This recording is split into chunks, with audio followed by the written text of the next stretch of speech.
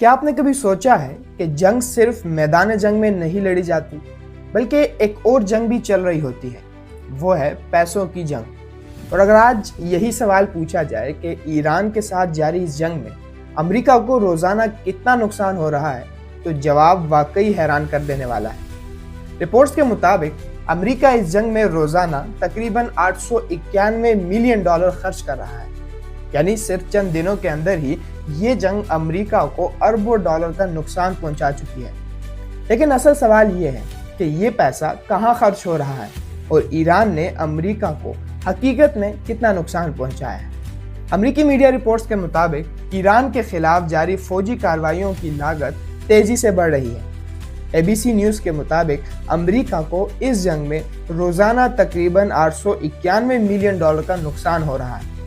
اگر صرف 6 دن کا حساب لگایا جائے تو یہ رقم تقریباً $5.3 ارب بنتی ہے، اور اگر یہ جنگ لمبی ہو گئی تو امریکی جریدے کے مطابق صرف فوجی اخراجات ہی $100 ارب تک پہنچ سکتے ہیں۔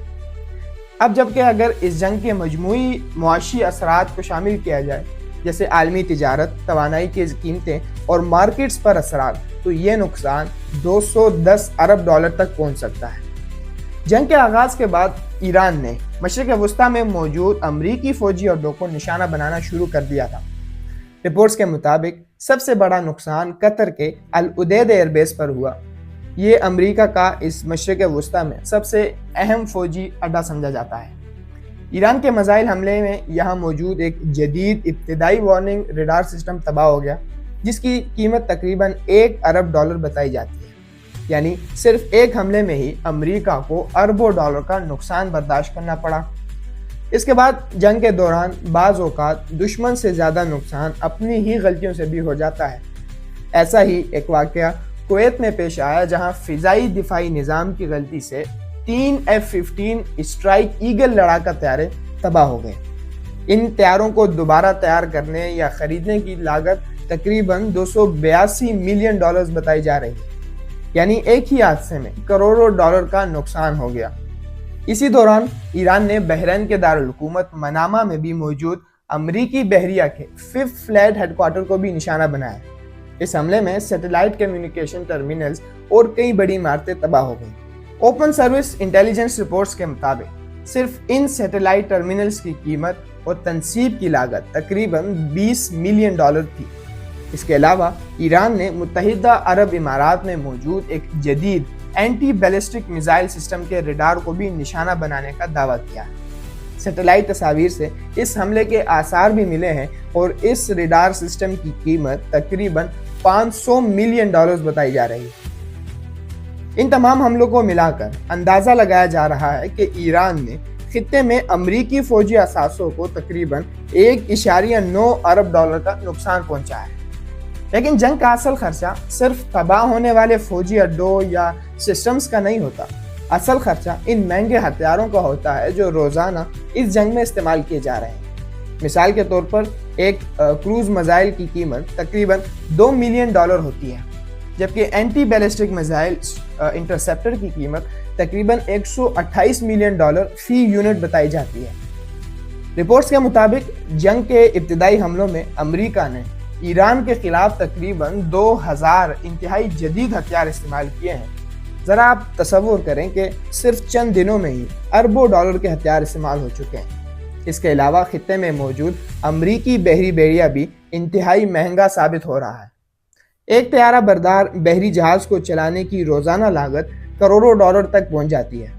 ماہرین کے مطابق ایک امریکی ایئر کرافٹ کیریئر کو مکمل آپریشن میں رکھنے کی لاگت روزانہ $60 سے $100 ملین تک ہو سکتی ہے، اور اس وقت امریکہ نے ایسے کئی بڑے بحری جہاز مشرق وسطیٰ میں تعینات کر رکھے ہیں۔ دوسری طرف ایران نے بھی بھرپور جوابی حملہ کیا ہے۔ رپورٹس کے مطابق ایران نے امریکہ اور اسرائیل کے اہداف پر 500 سے زیادہ بیلسٹک میزائل اور تقریباً 2000 ڈرون داغے ہیں۔ ان حملوں میں بعض فوجی اڈوں کے ساتھ ساتھ اہم انفراسٹرکچر کو بھی نشانہ بنایا گیا ہے۔ اسی دوران اسرائیل نے بھی جوابی کارروائی کرتے ہوئے ایران کے دارالحکومت تہران میں تیل کے ذخیرہ کرنے والے ڈپو اور ریفائنریوں پر حملے کیے ہیں۔ ان حملوں کے بعد شمالی تہران کے علاقے میں آئل ڈپو میں شدید آگ بھڑک اٹھی، اور جس کی ویڈیوز دنیا بھر میں پھیل گئی ہیں۔ یہ جنگ صرف امریکہ کے لیے ہی مہنگی ثابت نہیں ہو رہی، بلکہ اس کے پارٹنر اسرائیل کی معیشت بھی اس سے شدید متاثر ہو رہی ہے۔ رپورٹس کے مطابق ایران کے ساتھ جاری فضائی جنگ کی وجہ سے صرف ایک ہفتے میں ہی اسرائیل کو تقریباً $3 ارب کا معاشی نقصان ہو چکا ہے۔